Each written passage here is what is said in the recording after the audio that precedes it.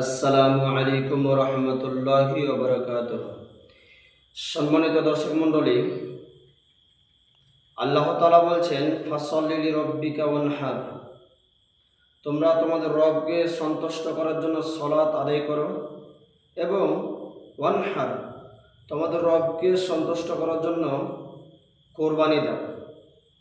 এখান থেকে আল্লাহ তাআলা বলতে চাইছেন যে তোমরা সালাত আদায় করো এবং কোরবানি দাও। যদি আমরা সালাত আদায় না করি, আমাদের কোরবানি কবুল হবে না। যার সালাত আছে তার কোরবানি আছে, যার সালাত নাই তার কোরবানি নেই। অতএব যাদের সালাত নাই তাদের কোরবানি হবে না, এবং যাদের সালাত আছে ওদেরই কোরবানি হবে। অর্থাৎ আপনাকে বুঝে নিতে হবে যে আমার টাকা পয়সা মাল সম্পদ আছে তো আমাকে কোরবানি দিতে হবে, এ কথা নয়। আপনাকে ফরজ কাজ করতে হবে। আপনি সিয়াম রাখেন না, আপনি জাকাত দেন না, আপনি সালাত আদায় করেন না, আপনি কোরবানি দেবেন মানে?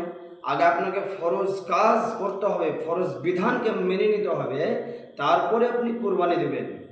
আসসালামু আলাইকুম ওয়া রাহমাতুল্লাহ।